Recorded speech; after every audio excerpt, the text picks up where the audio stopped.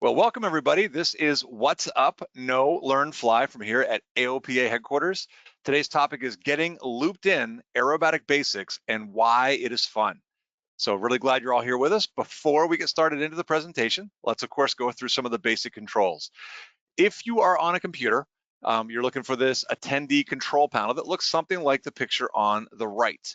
So what you want to do there is if you'd like to ask a question of our presenter or during the discussion, you are welcome to do so. Just click on the little bubble that looks like a cartoon bubble or whatever, the little thing for conversation with a question mark in it. Click on that, type in your question down at the bottom, and then make sure you hit that send button. Otherwise, we won't see it.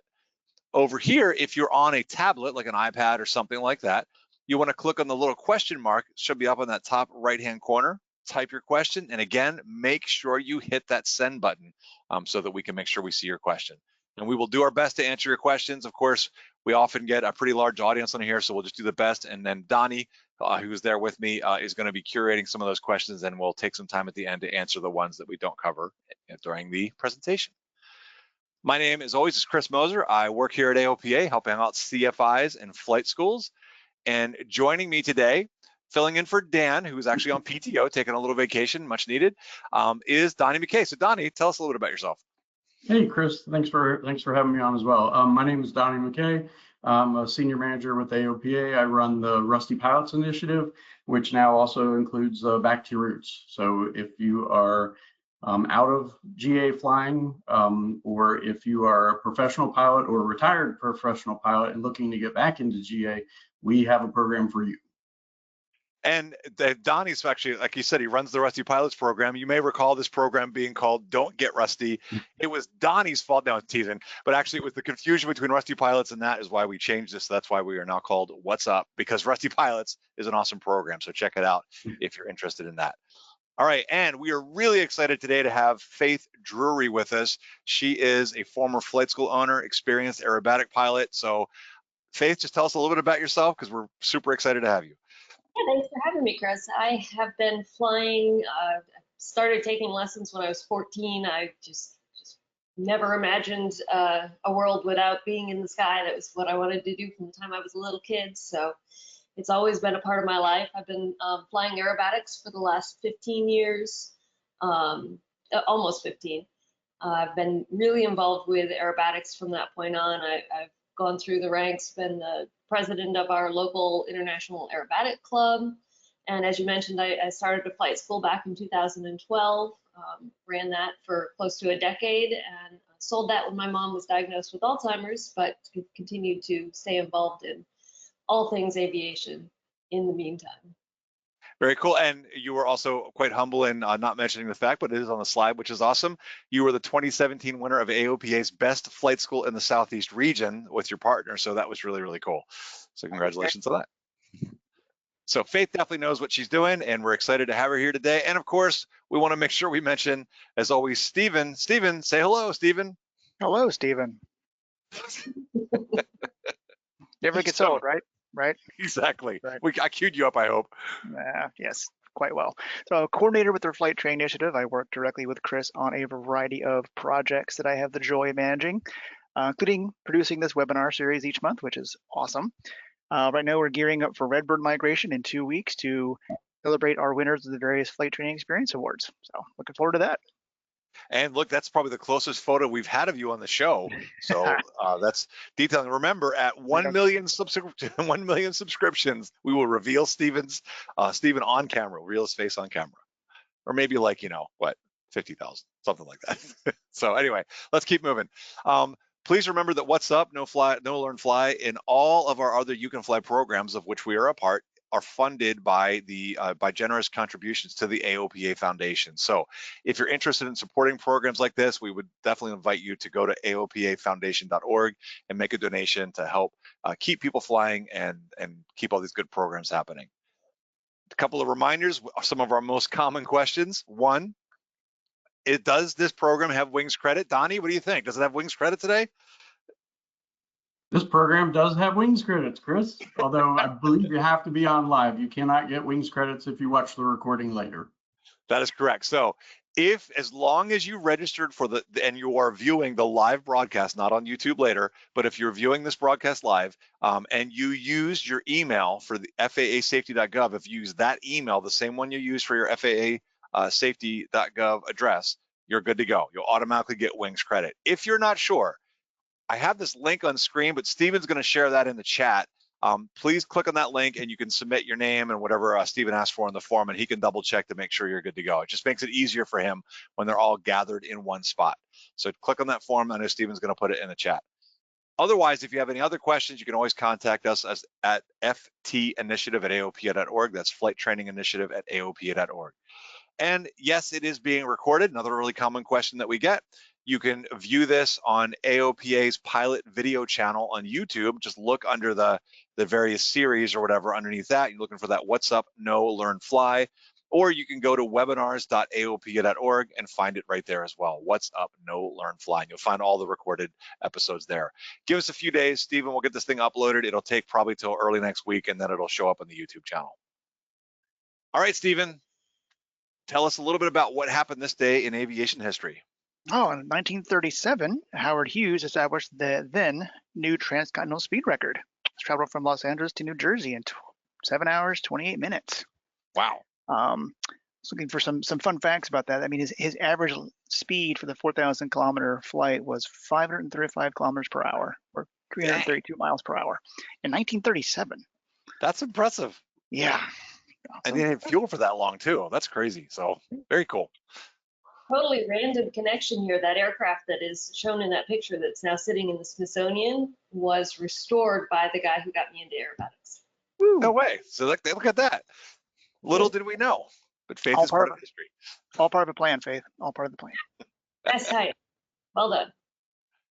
All right, so what we're going to cover today, and I'm about to shift this over to Faith to take us off on aerobatics, but we're going to talk a little bit about what are aerobatics in general, some of the definitions and what it might be used for, the typical aircraft, why you might want to get into it, how you can get started. Well, we'll talk a little bit about practical applications, including things that can cause upsets and how you would recover from those. And then finally, some really cool insights into aerobatic competition. I know that one of the things I'm excited about is Faith is going to explain to us all those weird symbols that you see in the cockpit of an aerobatic airplane when they do their routine. So I'm looking forward to that. So Faith, I'm about to send you the screen. Let me go ahead and change presenter. It's going to come your way momentarily. I'm trying to do it as I speak. Here you go. And so Faith will take over and run the PowerPoint from this point. Hopefully, no, shared the wrong. I see it. It's shared the wrong one, I think. Oh no. No worries.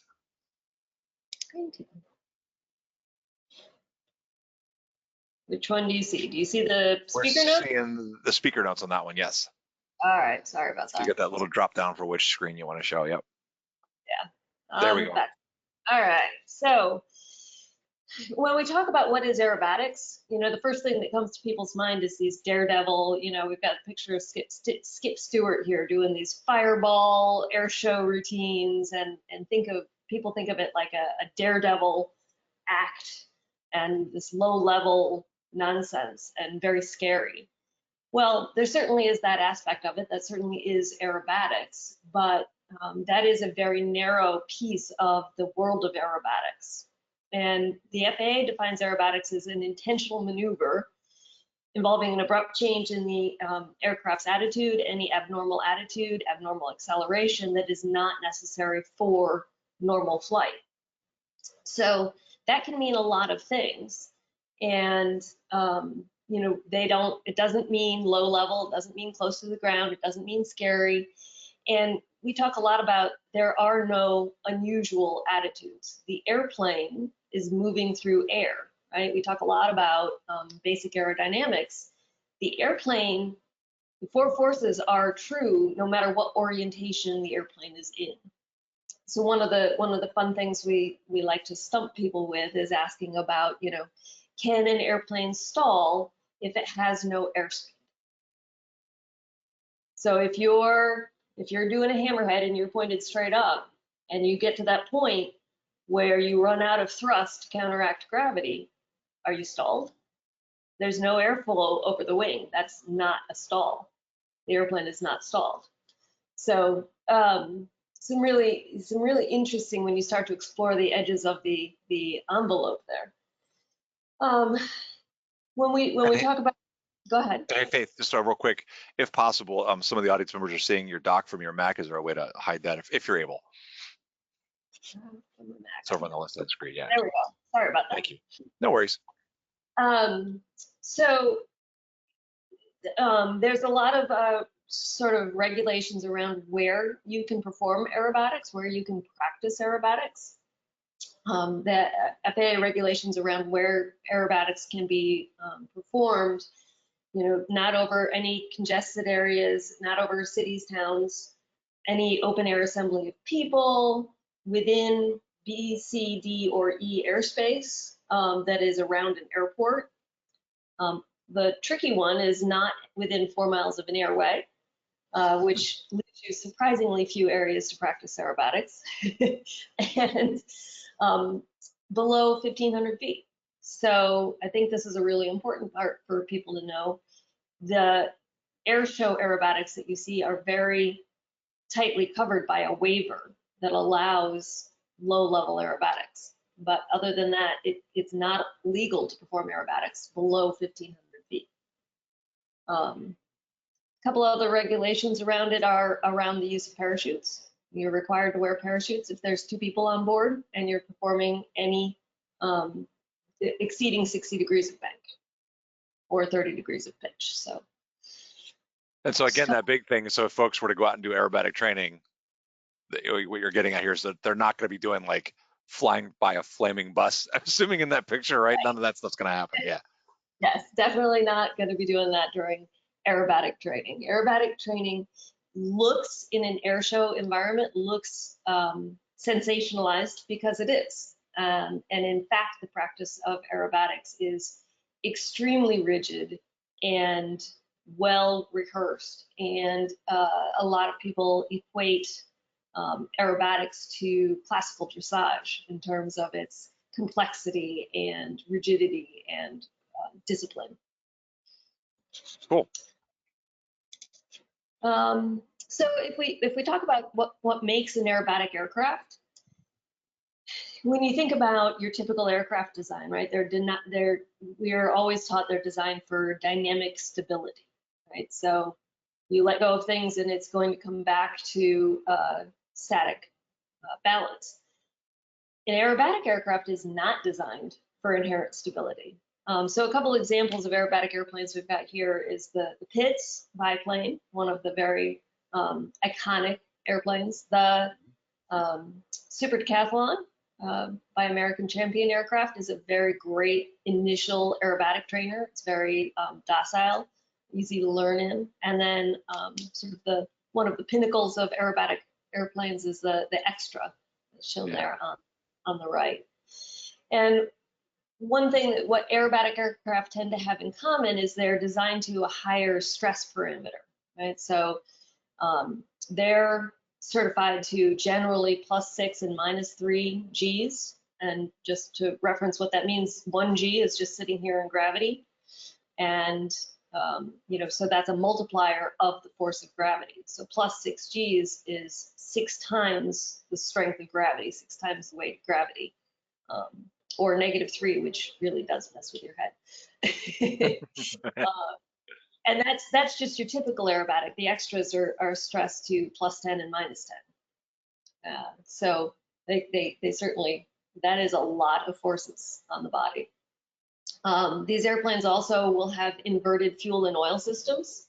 If you think about your typical airplane, it's either going to be, gravity fed from a high wing or fuel pump, engine-driven fuel pump, low wing. The aerobatic airplanes have to be able to deliver fuel and oil to the engine in any orientation. So there's some creative ways to do that, engineering-wise. The other thing is that, with the wing in a typical airplane is designed to be efficient in one direction, right? An aerobatic airplane, that wing has to be efficient whether it's right side up or whether it's inverted. So rather than your typical curved top and more more flat bottom on the wing, you'll find aerobatic airplanes are much more symmetrical. They're curved in both directions. They're also going to have much larger ailerons and rudders to be able to throw the airplane around the sky more efficiently. And they're going to, have much more engine compared to the weight of the airplane. They're going to have a lot more thrust and keep the aircraft weight as light as possible. And hey, Faith, we've got a couple of questions on the last slide and this slide, just real quick, hopefully. You mentioned that you needed to wear parachutes if you're flying with another person in the airplane. Does that mean if you're flying solo that you don't need to wear a parachute? I'm going to say legally you do not. It's a really bad idea to fly aerobatics without one. Gotcha. We are one of the things, there's a huge emphasis on safety in all things aviation, and particularly in aerobatics. And there's a lot of focus on fly for your worst case scenario. So you always wear your parachute. And there are people who go so far as to say, when you get out of the airplane at the end of your flight, you get out of the airplane with your parachute on. Because if you build the habit of taking off your parachute and getting out, that's what you're going to do in an emergency. That's going to, when your adrenaline is pumping and you actually have to bail out, you don't want your muscle memory to be releasing that parachute strap. So yeah, we strongly recommend flying with parachute, even though it's not legally required. So we also had some questions, some additional questions on the parachute issue. Do you need to take some sort of parachute training before you do aerobatic training? You don't need to take parachute training. The parachutes that you fly are emergency chutes. So they are designed to just, take you safely down to the earth with no experience whatsoever. The parachutes that skydivers use are an airfoil themselves, and they have controllable, there's controllable airfoil that you can steer.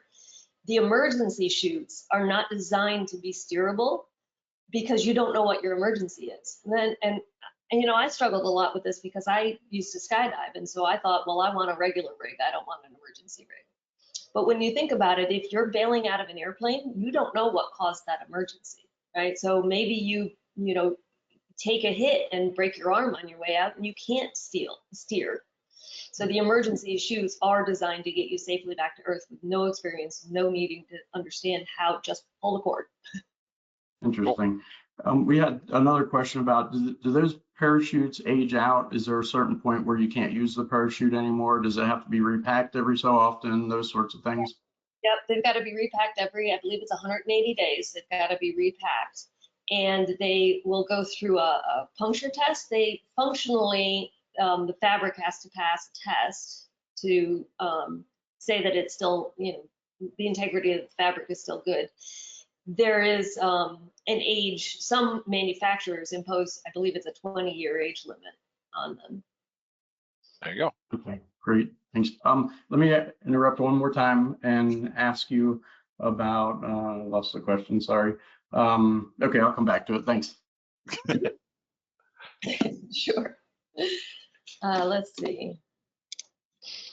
So if we think about why you might want to do this outside of the adrenaline junkies among us, I'm certainly guilty of that. But the one really important reason to consider flying aerobatics is the confidence that it builds in you.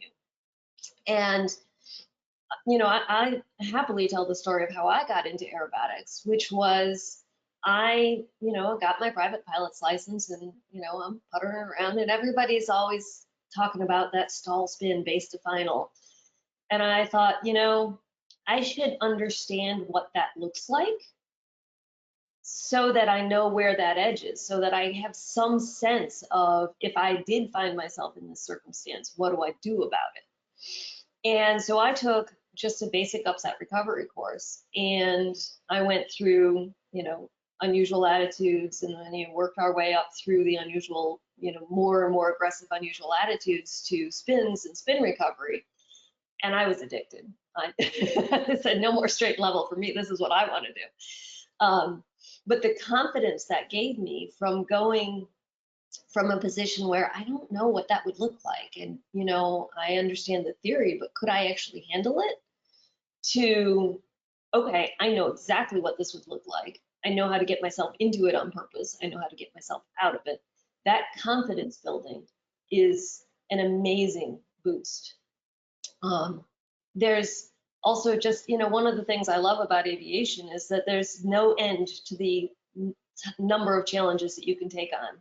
You got your private pilot's license, you got an instrument rating, you've got seaplanes, you've got, helicopters, you've got gliders, you've got aerobatics. There's always something new to take on.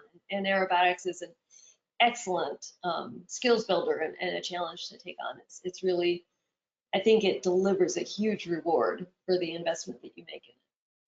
The other thing that I think people don't realize about aerobatics is it's a tiny, tiny community, and it is so welcoming and it is so close knit.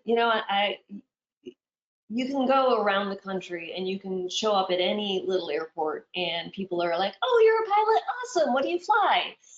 And the aerobatic community, I could fly to Topeka, Kansas tomorrow. I've never been to Topeka, Kansas, but I could reach out to the aerobatic community and say, hey, anybody in Topeka got something going on this weekend? Anybody want to go fly? And the aerobatic folks be like, yeah, we got to practice, come on out. So it's an amazing, welcoming community. So when you think about, joining, what group do you want to participate in? When you think about the number of people who are pilots, and then you think about, of the pilots, how few of them fly aerobatics. And then particularly for me, there's so few female competitors. Just being somebody to, seeing other women allowed me to get into it. Like, oh, Patty Wagstaff does this, I can do this, So it's a great, huge camaraderie there. That's very cool. And in fact, one thing I was going to say too is you mentioned that idea of skill building and safety and confidence. I wanted to mention too that in the current issue, let me put it over here, of Flight Training Magazine, on the cover, there's a whole story about aerobatics, and it literally is that point. It says aerobatics turn anxiety upside down. So this is not available yet on the web unless you're a member and you subscribe. You have the digital version, but it'll show up, I'm sure, on the website once the next issue comes out. So check it out. So same exact same exact point you were making, Faith. Great. So if you are interested in getting into aerobatics, the International Aerobatic Club has a list of schools, a searchable list of schools all around the country. And it's really interesting. In the last decade, I've watched that list grow from a handful to now, I would say, close to 100 schools out there that are teaching aerobatics, as people really start to see the benefits and see that it's not just hot rod show off pilots, and it really is something that is accessible to everybody. UND has a great aerobatic program. Embry-Riddle usually has an aerobatic team, and a couple of the the really big names, Patty Wagstaff and Greg Kuntz, air show pilots that many people are familiar with. They both have aerobatic schools that are excellent. I have flown with both of them. I can't speak highly enough of those schools, but there are schools all around the country that are wonderful. And if you're looking for that link, we did put up the handout as usual in the over on the little menu. So click for that handout. There should be a PDF there, and it has a link to that the IAC's list of schools. Do you want to explain the part two? I know you gave them the list, and the link was for Florida in particular. Yeah. So the link, I found if I didn't put a state on the URL, then it wouldn't surface the list at all. So the link will go to Florida, but it'll be on a page where you can scroll up and down and choose the other states. I will say, if you run across somebody at your local airport who's like, yeah, I fly aerobatics, come on, I would recommend going with one of the schools in the list, because there's a difference between people who are professionally trained, and there is no certification to be an aerobatic instructor. So anybody can hang out a shingle and say they're an aerobatic instructor. And it's also true that you don't even have to be a CFI to teach aerobatics.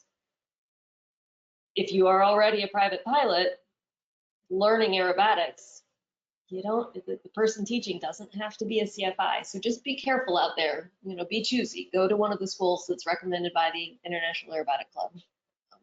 don't just hop into the airplane with anybody who says, yeah, I've done a loop. Yeah, that sounds like good advice. So And if maybe you, no, I was going to say to maybe the point too, it's like, I think you may talk about this later as I recall, but just the idea too of like, and also people that might want to do aerobatics in non-aerobatic airplanes that like want to show you something.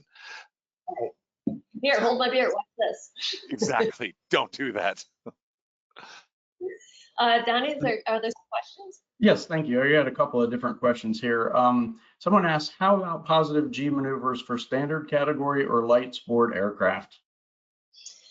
Oh, so that I forget the certification. I think it's, I don't want to tell you wrong. There is a different certification level to G's that is much lower for standard category. I'd be lying if I told you I knew them off the top of my head. Okay, fair enough. This was the one I forgot, and it's silly because I had the same exact question. You mentioned you can't do aerobatics over a congested area. Is that the same definition that the FAA uses for low flights over other congested areas? Is it the same? Because that's what the question actually was. What is the current FAA interpretation of a congested area? And I'm not sure any of us know that. Yeah, I think we'd have to look that up. Yeah, and that question came up before too, and I remember seeing there's something the FAA is not defining it. They define it basically through legal cases and things like that. So there's not a specified definition. So use good judgment is what that comes down to. Use good aeronautical decision making. Okay, and then a couple of people have brought up the use of foreflight with aerobatics. One in particular said, are there maps available of aerobatic airspace? Like, is that some sort of plug-in for foreflight, or do you use foreflight for aerobatics? Can you talk about that at all? That's a really great question. And so there's a couple parts to that answer. One is there is currently no charting for designating aerobatic airspace. However, I was going to talk a little bit later about airspace waivers. So there are areas where you can perform aerobatics off airways, outside of congested areas, outside of the boundaries of an airport's airspace that require, and above 1,500 feet, that require no permission. You can just go there and do it. In my the place that I use for my practice area is just outside the Tallahassee Class Charlie. I always monitor departure control so that I can hear if there's anybody headed my direction. So, always be listening. Situational awareness is key. And if you're in a more congested area, Central Florida, somewhere else near a major city, definitely you can even just talk to air traffic control and say, hey, I'm going to be doing this, and they'll be aware that you'll be in an altitude 1,500 feet to 6,000 feet. Going back to the foreflight question, so if you're gonna do aerobatics outside of those already permitted areas, what we have is called an aerobatic box and a waiver for that box. And so if you're going to be practicing aerobatics in a waivered airspace, you call up and you activate the box, and that issues a NOTAM to let other people know that that airspace is active for aerobatic practice. And so that is why it's really important to check NOTAMs, because there is no indication, like the little parachute symbol for skydiving, there's no indication that there's an airport that has aerobatic activity. The only way you will know is by checking your NOTAMs. So very important to check the NOTAMs for that. And when that airspace is NOTAMed as active, sometimes it changes the traffic pattern. So if you've got an aerobatic box that's over an airport, then perhaps the aerobatic space is to the east of the runway. And so they've moved the traffic pattern while the box is active to be west of the runway. So that's very, very important reason to check your NOTAMs. Yeah, amazing advice. And then as to how you use foreflight during aerobatics, generally not at all. You don't want extra equipment in the airplane. So I generally don't fly with any peripherals in the airplane, obviously using foreflight to get to and from contests, cross-country stuff. But what people do use is Cloud Ahoy, and Cloud Ahoy and some other tools like it have gotten pretty excellent at tracking the aerobatic flight. So you can then critique, and we'll get into aerobatic competition aspects later, but to be able to critique that flight and the precision of the maneuvers. So in terms of foreflight and aerobatics, it's not really keeping enough granular detail to provide feedback on the aerobatic flight. And I keep no phone, no iPad in the cockpit at all while I'm flying aerobatics.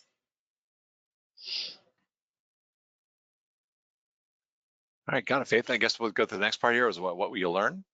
Great. So if you decide you want to take that next step and get into aerobatics, and you go to an aerobatic school, there's a couple different levels of engagement. You can do just what is called like a basic confidence course or an upset recovery course, and that's going to be generally 1 or 2 flights, and it's going to put you through some unusual attitudes. Just getting the first time you're inverted, you can be like, what? Huh? What's going on here? It's very, very disorienting, which is why you want to practice that. You don't want the first time you experience that to be in an emergency situation. So every basic aerobatics course is going to start with a ground lesson on the aerodynamics of unusual attitudes. And then you're going to go out and you're just going to experience those unusual attitudes. And it might be, often people find they can only take 40 minutes or so on that first flight. It may not last a full hour, but it's going to be 1 or 2 flights of just, your basic, just kind of getting used to being in those unusual attitudes and seeing what the world looks like when it's upside down or rotating. And then when that becomes, okay, I got this, all right, my stomach's okay, I can take a little more of this, then you're going to get into some more the basic aerobatic maneuvers. And that's going to be putting together just inverted flight and combining that with loops and rolls. And so most aerobatic figures are a combination of lines upright, inverted, or horizontal, or vertical, up and down, and then looping segments and rolling segments. So when you put those together, those combinations of actions tend to make up most of the aerobatic maneuvers. Then, of course, as you get more advanced, those basic aerobatic maneuvers would probably be hours 3 through 5. If you did an intro, a more than just an upset recovery intro course. And then if you go on into something like a 10-hour course, you're going to get more into spins, inverted spins, hammerheads, tail slides, some of the gyroscopic maneuvers, and just to explain that a little bit, a gyroscopic maneuver is using the gyroscopic force of the propeller to tumble the airplane around. You might hear them called tumbles or Launchbacks. So that's kind of what you would expect out of an aerobatic intro course, whether you just the basic one or a more advanced one. And as Patty Wagstaff likes to say, there are no unusual attitudes. And just to give you a time check here, we're about half an hour past the hour, Drew, and I know we've got other questions I see popping up, and we are going to hit some of these questions coming up, everybody. So stick with us here because the aerobatic box gets some other questions, but I know you're going to talk about that again in just a little bit. We'll get up to the aerobatic box. We'll go through, I think, practical applications, I think, are pretty sensible to everybody. Like we've talked about, you don't want to be inverted for the first time in an actual emergency. And we, flying straight and level, use such a tiny portion of the airplane's envelope. It is really helpful to explore what we call the edges of the envelope and understand how the aerodynamics feel at that point. And I like to joke about flying aerobatics teaches you actually how to use the rudder. Glider pilots say the same thing. Yeah, exactly. And some very practical applications of wake turbulence. I was hangar flying one day, and a guy comes in. He just landed behind a DC-3, and he's like, "That's not big enough to cause me much trouble." But in fact, he got flipped, and because he had the training, he knew not to fight the wake turbulence to go opposite it and just continue with the vortex and roll on around. And so he's, you know, 500 feet on short final. Oh, okay. Get on, go. Man. Wow. So that training saved his bacon. So yeah, you know, in a basic upset recovery class, you're going to learn a lot about, you know, upsets in different circumstances. So obviously you've got, you know, wind and turbulence can throw you about. Icing, structural icing, can tailplane stalls. Obviously, there's mechanical factors. You know, whether you've got an asymmetrical flap situation, one of your flaps is stuck. A lot of disorientation can be, you know, you've got a VMC flight into IMC, unintentional IMC. And you're disoriented, your vestibular system is lying to you, or are the instruments lying to you? And having that foundation in upset recovery is going to take out the fear of the upset itself and let you focus on handling the situation. And then obviously the one that everybody talks about is the inadvertent spin situation. I think we could talk briefly about upset recovery technique in general. And this is a very broad generalization. And this is upset recovery technique. So, you know, I'm sure everybody's heard of the spin recovery of pair.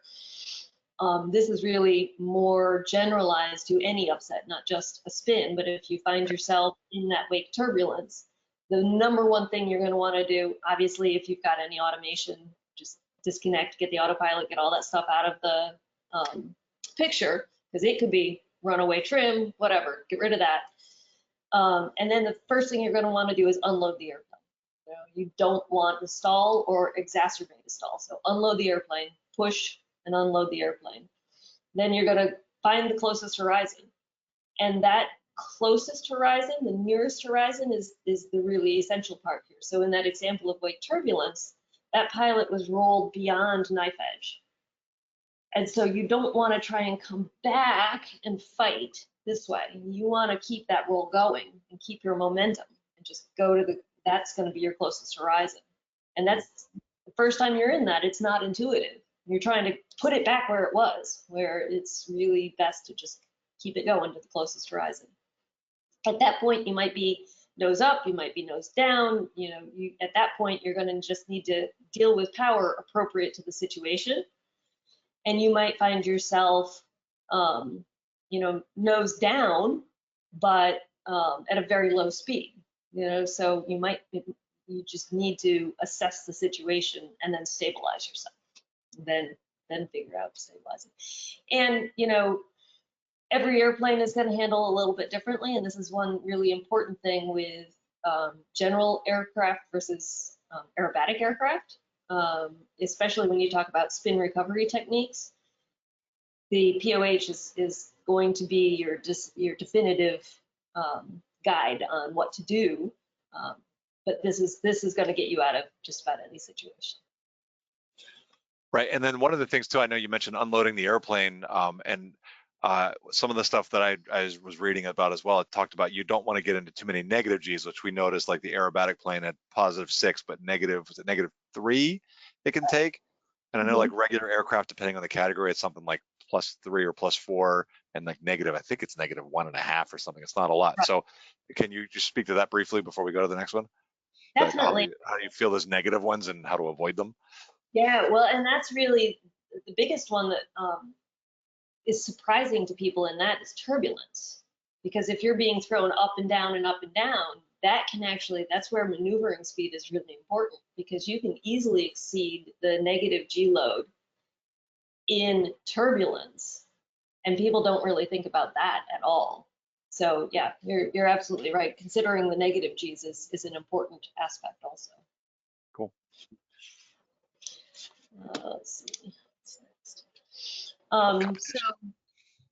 Yes, the competition, and I want to stress that aerobatic competition is not air show flying. You know, I've had people show up to a competition to observe, and they're like, "Wow, I thought I'd be more interested." You know, as I mentioned, the floor for aerobatics without waivers is 1,500 feet. So when you start aerobatic competition, your floor is 1,500 feet. So you're doing your maneuvers way up there. It's a huge margin of safety. So it's very structured. There's 5 levels of competition to work through. So most people start at what's called primary, and then you go primary, sportsman, intermediate, advanced, and unlimited. And so for each level, the number of maneuvers and the complexity of those maneuvers increases, and the floor decreases. So primary and sportsmen aren't allowed to go below 1,500 feet. Intermediate, you can work your way down to 1,200 feet. Advanced gets even lower, and unlimited is down to 300. So advanced is 600, unlimited is 300. There's an incredibly complex rule book laying out how you put together these figures, how you judge these figures. Again, if anybody's familiar with dressage, it's very similar in teeny tiny aspects of the precision of it. It's really, really fascinating. And I would encourage anybody who's interested to, there's a bunch of, I didn't bother adding videos because I didn't figure we'd have much time, and they're easy to find on YouTube. But if you look for IAC judging, there's a lot of videos out there about like this maneuver versus this is, you know, that's a point off. Really interesting. So the governing body for aerobatic competition in the United States is the International Aerobatic Club. Internationally, I don't remember what SIVA stands for. It's in French, but that's the international governing body. They're generally, we all fly to the same standards. SIVA puts the contests together slightly differently than we do. And the other thing, going back to the community, to put on an aerobatic competition, there's a minimum requirement of 4 judges. And it's not just a judge. In order to judge, because the judge is staring up like this full time, so the judge needs 2 assistants. So the judge sits in the middle, and you've got an assistant on one side calling out what figure the judge should be looking for. So they'll say loop, right? So the judge knows to look for a loop. And then the judge scores it and calls out 8.0, and then the recorder writes down that score. So on a contest for one pilot to fly in a contest, you've got to have at least 12 people on the ground observing that flight. So it's a really builds this community, and it can't be done without volunteers. And to that, if you're at all interested in aerobatics, go on the IAC's website. There's a list of all of the contest calendars, and just show up. You will be embraced, and you will be put to work. You'll be right out on the line watching the contest and helping. So what does a competition look like? So we've got this imaginary box, generally centered over the airport, because that's where it's easiest to hold a contest. And these are the airspace limits that, or the altitude limits that I was talking about before. So the box is 3,300 feet square, which sounds like a lot, but it's really very small. It's a very small space to put your maneuvers in. So if you're going to stitch together a loop, a roll, and a half Cuban, you're all the way across the box. It's really hard to fit 3 maneuvers and not go outside the boundaries of that box. So there are also judges sitting on the corners of those boxes and calling whether you're in that box or out of that box. So you're also judged on, can you keep the maneuvers in that airspace or not? And then Faith, just really quick, while we're on that box picture on that photo, can you just explain, and then we'll other questions we'll wait till the end, but just generally, where is that located? I know it's notamed, and how would they kind of notate where that box will be? Is it right over the airport? Or? Generally right over the airport. It's not always right over the airport. There are some places that have a practice area that's off airport, but generally it's going to be right over the airport. And part of that is for safety purposes. So if you've got a failure of your inverted fuel system while you're flying, you want to be right over the airport to be able to land. The way that the airspace is nodemed is going to be a 1 mile radius centered on that box. So the NOTAM will specify a 1 mile radius around wherever the box has been designated. Cool. And if you're flying into an airport that has a box, you can see on the screen these little markers. You don't always have enough real estate on the airport to lay out all of those markers, but we try in airports that have ongoing aerobatic practices. You will often see these little markers somewhere if you observe flying in, you may see them out there. So then how do we know what an aerobatic figure sequence is? So there's this language that you may called arresti. It's developed by an Italian family, and there's these graphical codes, and this is how you stitch together what a sequence looked like. So a solid line means you're upright, a dashed line means you're inverted. So in this case, we've got an arrow. That arrow indicates a roll, but the fact that it's on a solid line means that you're starting upright, rolling from upright, and returning to upright. If you took this line and it was a dashed line, but it had this roll arrow on it, then you would be starting inverted, rolling, and exiting inverted. We've got the snap rolls, which a lot of people will describe as a horizontal spin. But then there's this concept of inside and outside, and that talks to the wing loading. So an inside snap is a positive G snap, and an outside snap is a negative G snap.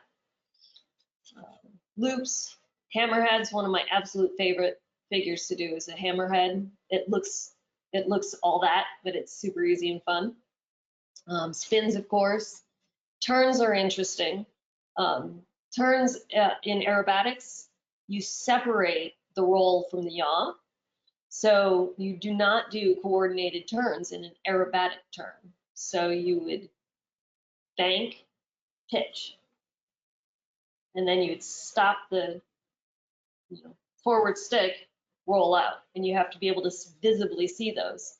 And I will tell you, I was flying aerobatics much longer than when I went to get my commercial certification, and trying to then do steep turns on my commercial deck ride was like, oh wait, they're supposed to be coordinated now. Somebody asked too on this thing right here, because I know we're watching our time here. We've got about maybe 8 minutes for when we're trying to our goal to end. But how would you? What was the question again? Is there a difference between right and left roll? Would you just be the direction of the arrow on there? No, it's at the pilot's discretion in the competition. You can roll either direction, and that's a whole bunch of mental calculus about what the wind is doing. If the wind is pushing you away from the judges in the box, you're going to want to roll into the wind so that you don't go out the back of the box.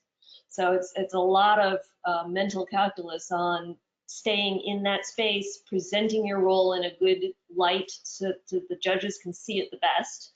But it's at the pilot's discretion which direction to roll. Gotcha. Great.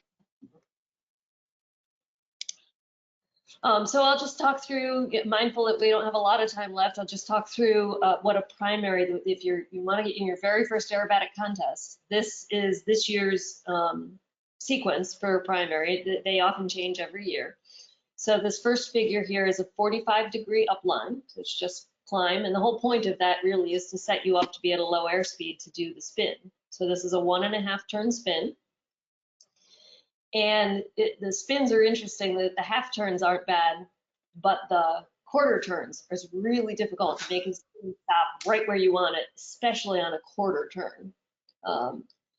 Then the third figure in the primary sequence this year is a half Cuban, and a half Cuban is basically 5/8 of a loop. And you're coming up, and when you're coming down the backside of that loop, you're on a 45-degree line, and then you just roll back upright. So then the fourth figure here is just a loop. Loops are really interesting because when you think of a loop, you think about just pull and you go on around. But to judge well on a loop, it needs to be round, and it needs to enter and exit at the same altitude and have a constant radius. So if you just pull all the way around, you're going to have what's called an E-shaped loop or an L-shaped loop. It's going to end up tall and thin. So you have to pull varying amounts of stick pressure and release that pressure so that you can kind of float around the top and elongate the top to actually make that loop be round. Then there's a 180-degree competition turn. Again, bank, yank, and then a roll to finish it. So that is, and that whole sequence probably takes 3 minutes, three and a half minutes. It goes by very quickly. There's also a provision, for any level of competition really, to have a safety pilot. So if it's not something that you have to get up there and be completely confident on your first contest, thinking you have to go it alone. There are tons of people out there willing to be safety pilots to make sure that, especially your first contest, goes really well. And then real quickly, we'll show what it goes up to. And I'm not going to talk through all this, but just to look at the level of complexity that an unlimited competitor goes through. And even just as a judge or a judge's assistant, learning to call all of these different figures. And this is, they're going to be putting themselves through, easily +9, -6 Gs on a regular day. Yeah. And to that point, really quick, somebody had asked the question. You hear them talk about them doing more Gs than the limits of the aerobatic aircraft you mentioned on the positive, like the +6 and so on. So can you explain how that happens? Is it just aircraft that can handle more, or? Yeah, so the pits and the decathlon are certified to +6 and -3, but the extras are certified to + and -10. And generally, + and -10 is just about all you can do. And there's a whole conversation we could get into G-induced loss of consciousness. So you can't just expect to get in an airplane and pull 10 Gs and be okay. You really have to work up your tolerance. There's a whole lot of techniques about, breathing techniques and what to tense and, how to prevent loss of consciousness when you're pulling heavy Gs. So Faith, this is probably a good time for some of these questions. We have had quite a few questions about medical concerns and should you be screened, and then also how to overcome air sickness, things along those lines. Great questions. There is no additional medical requirement. Obviously, use common sense, work up to it. Even air show pilots have to build up their G tolerance at the beginning of each season before they can dive right into this kind of unlimited sequence. Getting over air sickness, I know many pilots who would go and fly 15 minutes, land, fly under the airplane, sometimes lose their lunch. We joke about bananas. They taste the same going up as they do going down. But you really do build up a tolerance. When I started, I wore motion sickness bands. There's a pressure point on your wrist that can really help with motion sickness. And you really do build up a tolerance over time. I even had a private pilot student at my school that just private pilot took him about a month to get over being airsick. But you really can work up to it. So don't let that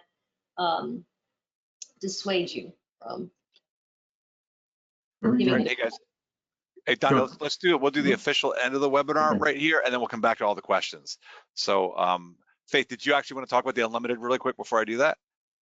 I think this is just an example. This is this year's, and I think the slides are going to be available to people too, or the webinar.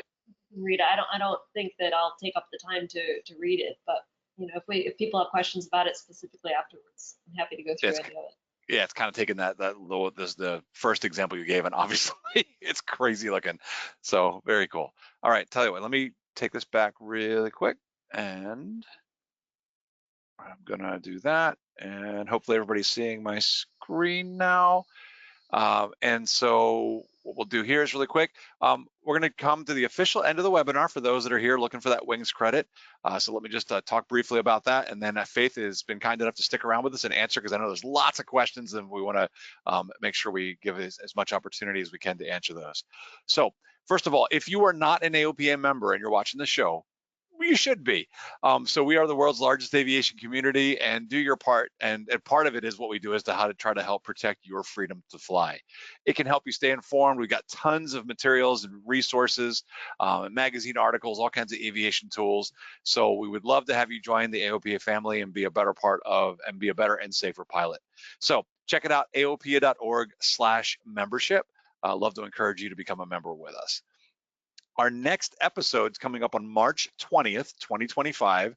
I was remiss. I don't think that we have a daylight change by then, so it should still be 1700 UTC, but 12 to 1 Eastern as always. And the topic is Under the Hood, Revealing the Mysteries of Instrument Flying. So I'm going to be talking about just things for folks that either have an instrument rating and some of my tips that I can give you there, and folks that don't have an instrument rating as well. I'm going to talk a little bit about the mysteries, because I know that for those that have done their instrument rating, or before I did mine, the mysteries of instrument charts and things like that. So we're going to kind of do an overview, and hopefully you'll enjoy it. If you have ideas for future topics, as always, please let us know. You can throw them in the chat right now, or you can also email us at ftinitiative@aopa.org. Quick reminders, yes, this is being recorded. We will put it up on YouTube, on the AOPA YouTube channel, also on the webinar section of our website. And then the other part is that if you are looking for wings credit, as long as you registered with your FAAsafety.gov account, you are good to go. Stephen, maybe put that link back in the chat one more time. If you're not sure that you used your FAAsafety.gov email, Stephen, I think we'll put that link in the chat or in the questions, and so you can check that out and click on that and you can submit that. So that all said, let's get back to the questions, Donnie. Okay, very good. So Faith, someone asked, when do you eat prior to aerobatics, and do you fly on an empty stomach? What about fluids? How do you handle all that? It's a great question. I try to eat about an hour and a half before I fly, get things digested enough, and also not a heavy meal. We tend to, especially at the contests, have a light lunch and a big dinner party. And the hydration is essential, especially all of the things that physiologically can happen to you, loss of consciousness, G-induced loss of consciousness, all of those are exacerbated by dehydration. So it's really, really important to be well hydrated for aerobatic flight. And at this point, I don't have a problem having a big lunch and going out and flying. I'm less comfortable, but yeah, definitely encouraged lighter meals and at least an hour between, especially if you're just starting out. I didn't even want to eat before this webinar. Very good, thank you. Is there some sort of physical fitness routine that aerobatic pilots use to help, or just staying in shape in general? It's interesting. I had that same question when I got started, and it's a little bit counterintuitive because, you've got strength training and you've got aerobic training.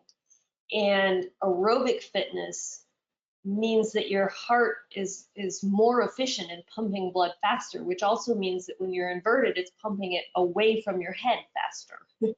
So for aerobatic training, the strength training is a far more important component, because the way that you can help slow that blood flow is squeezing all the muscles in your torso. And so the stronger those muscles are, the more they can resist that blood trying to leave your head. So yeah, that's a really great question. And the emphasis is definitely on strength training. Interesting. Very good. What is the hardest thing to overcome when learning aerobatic flight? Ooh. Well, for some people, it's going to be mastering landing a tailwheel airplane, because almost all aerobatic aircraft are tailwheel. Not all, but almost all. So that certainly will be a part of it. The Pitts certainly has a reputation for being an interesting airplane to learn to land. I think the other piece is, you know, the aerobatics, the figures are not hard to learn. The spins are probably the most complex. You know, you have to do a spin endorsement to get your CFI certificate. That only scratches the surface of what a spin is. You know, if you're doing a spin is not actually a fully developed spin until at least the third rotation, because if you're entering a spin, you still, when you start to enter that spin, you still have forward momentum. So you're still going this way as you start to spin. It's not until the third rotation that you're actually here and the spin is fully developed and you're going straight down. So that, when that spin becomes fully developed and starts to wind up, you know, that your basic spin training is incipient spin training, and you get out of it before it really gets into it. And that first time you get into a fully developed spin, and you sit there and play with, what does aileron do to my spin? What does elevator do to my spin? And then you think, oh, okay, let's stop the spin. And it's another 2 rotations before that spin stops. That is probably one of the most complex things. And even aerobatic pilots will tell you, no 2 spins are alike. So what worked one time, it's gonna, you know, the wind conditions is gonna be different. The density altitude is gonna be different. So the spins are one of the most complex and interesting pieces of aerobatics. Wow. Hey, we had a couple of questions I noticed throughout the presentation about types of aerobatic aircraft to start in. What's a good starter aerobatic aircraft? I'd say that the Decathlon is a phenomenal starter aircraft for a couple of different reasons. It's very docile in terms of handling characteristics. It's really forgiving, and it's got great visibility. A lot of aerobatic airplanes are, you know, not a lot of forward visibility, but the Decathlon has great forward visibility. And because it's a lower powered airplane compared to some of the, you know, hotshot aerobatic airplanes, you really have to learn and understand power management. And that makes you a better aerobatic pilot in the long term, because you know, if you get into aerobatics in an extra, you don't really need to use your feet at all, because it's got such a high roll rate, it just goes on around. Whereas in a decathlon, you really have to use the rudder. When you're on knife edge, your rudder is your elevator. And so you really have to understand all of those control inputs and all of those aerodynamic forces. So I really like the decathlon as a starter airplane. As far as competitions go, are there wind limits for competitions? There are wind limits. I believe it's 25 knots for the competition. I'd have to check the rule book, but I'm pretty sure it's 25 knots. Okay, and then do you use smoke in competitions, or is that just an air show thing? That's just an air show thing, with one exception. There is a competition level called the 4-minute freestyle. And Rob Holland is the unquestioned king of the 4-minute free. I think he's won like 10 of them. But that is the only official competition level that is allows smoke, music, and creativity. Otherwise, it's a completely prescribed, everybody's being measured against the same standard, doing the same sequence. Very good. What are your thoughts about how often pilots should get upset recovery training? I think it's a good idea to do, if you can, yearly, at least every couple of years. A lot of airborne law enforcement agencies have started requiring yearly upset recovery training. If you think about, you know, your highway patrolmen doing tight circles over the interstate looking for speeders, or, you know, drug interdiction planes, those guys are constantly doing low speed tight spirals, and they're required to have upset recovery training on a yearly basis to keep that fresh. Very good. This one, I'm not sure if you're going to know this or not, but the question was, any training or movement to train spaceflight participants, so like Virgin Galactic, Blue Origin, SpaceX, to experience G-force and unusual attitude? I don't know per se. I believe that there are a couple of simulations that do the, you've seen them in movies where they, like a centrifuge type thing. I don't know how a civilian would go about getting access to that. Okay. Now, this one I'm not familiar with, so I may not say it right, but someone asked if you could describe an Immelman. Yeah, an Immelman is basically a half of a loop. So you do a loop up and then you roll out of it and fly away. And it's a course reversal used a lot in dogfighting. Just get somebody off your tail. Okay, we had a number of questions about talking to ATC about aerobatics. It says, although notifying ATC of intended aerobatic maneuvers is not always required, where is it mandatory? Well, so it's mandatory to activate waivered airspace. If you're going to be flying in waivered airspace, activating that airspace is mandatory. Other than that, it's not mandatory because you're not allowed to fly aerobatics anywhere that talking to ATC is required. So if you're in airspace where talking to ATC would be required, aerobatics is not allowed unless the airspace is waivered. So I'll use the example of my practice area. I practice right outside the Tallahassee Class Charlie. And so I will always listen to Tallahassee departure. If it's a busy day, if there's operations on that side of the airport, if they're landing that side of the airport where I might be in their flow, I'll call up and just say, be advised, I'm in this position. I'll be operating between 6,000 and 1,500.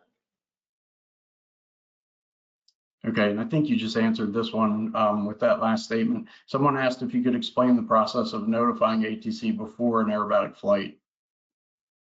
Yeah, basically, I just call up and say, Tallahassee approach, 86 Romeo office off Quincy, be operating 5 miles to the southwest, using airspace maneuvering between 1,500 and 6,000 feet. Great. Okay, and what are your thoughts on using flight simulators for preparation or practice?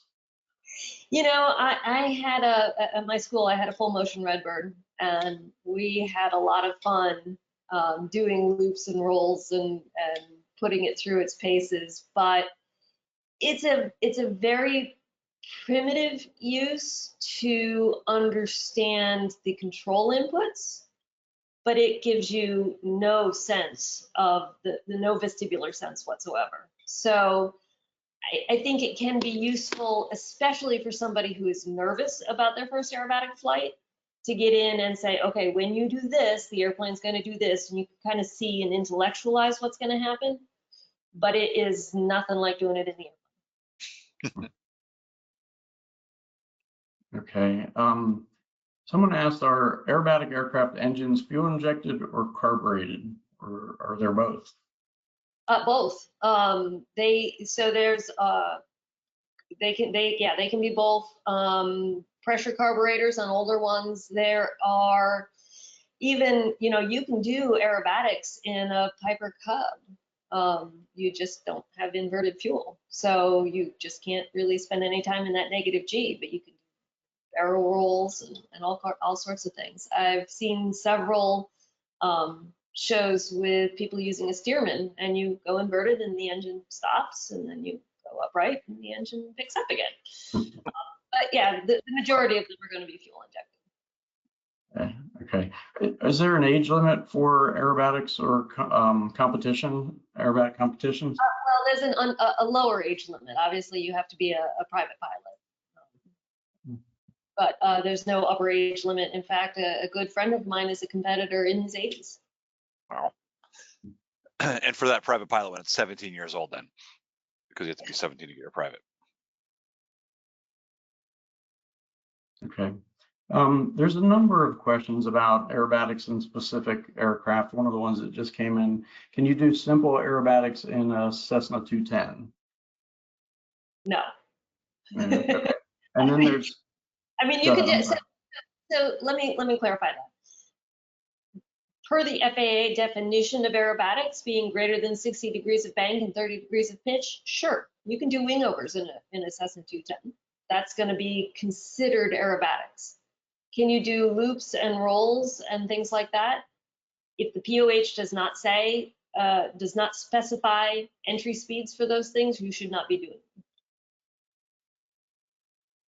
okay. To that question, there's a kind of a related one I'm seeing here too from Dustin. Says, are there any low or no G aerobatics that can be taught to pilots using standard utility, if I can speak, category aircraft so they feel more comfortable in upsets? So something that they would, yeah.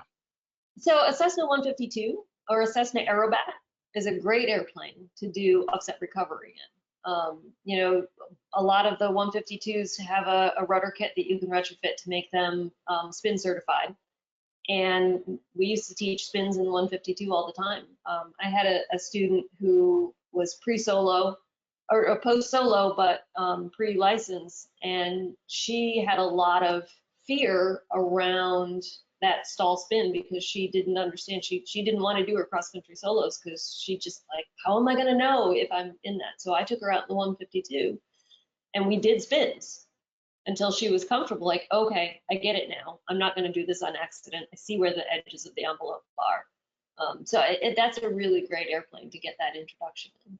That's an accessible airplane to everybody. I did my spin training in a 172. There are 172s. There are even Cherokees that are certified for it, but I'm not sure that I would recommend it. Are there any tricycle gear aerobatic trainers that you're aware of? There are. I did my initial aerobatic training in a Zlin 242. That was it's a Czechoslovakian airplane. That's probably one of there's Yaks are an aerobatic airplane that are tricycle gear. Aerobats? Yeah, obviously the Cessna Aerobats. Yep. Yeah. Oh, okay. What about aerobatics over water or military operations areas or warning areas when they're not active? If they're not active and they don't fall on a federal airway or any of the other exclusions, then that's fine. And over water, again, that's fine. You still have to adhere to the 1,500 feet and the 4 miles from the center line of an airway.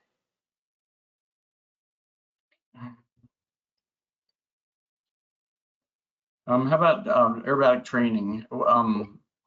Your thoughts on the cost? Is it expensive? Is it more expensive than traditional training? Can you tell us a little bit about that?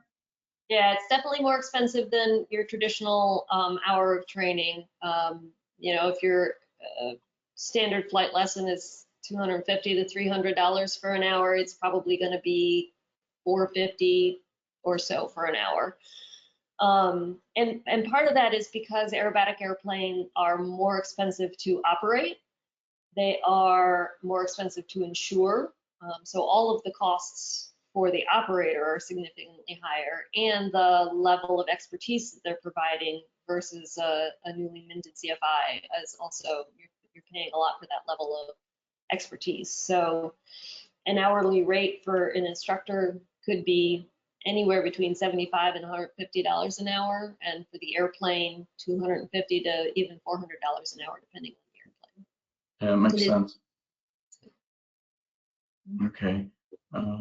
Let's see, Chris, you got anything? I'm just like answering somebody right now. They're asking about Cloud Ahoy. I'll just do it rather than typing. They were asking about Cloud Ahoy. They just hadn't heard of it before. So yes, it is a software program. I think it typically runs like on an iPad or something like that. And then you can use it. I know ForeFlight you can hook it up to. I'm sure there are other ones as well. And you just have to have some kind of AHRS device to somebody mentioned earlier. So lots of folks helping us answer the questions, which is awesome. Yeah. Go ahead. Yeah, I'm just looking through too. I'm just trying to see. It's like, because there's so many questions. Let's see. I think already lots of stuff with the military stuff in here. One person said, small quibble, the turn yank portion of the aerobatic turn is all pitch. There is or should be no yaw. I don't know if. Yeah, it's pitch. Yeah, bank, pitch. Yes, yeah, you're right. I misspoke. Oh, and then somebody mentioned the pair thing, which is mainly for the spin recovery, which is power to idle, ailerons neutral, rudder opposite rotation until it stops, of course, then neutralize, and then elevator forward, which is different. Somebody mentioned the Cessna thing too with spins. It's like, and they were talking about doing spins at a Cessna. Of course, the nice thing in a Cessna is, I don't know about your experience, I know 152s are a little different. I've not spun those, but like a 172, you just let go and it just stops. Like you have to know how to make it spin. It's really hard to keep in a spin.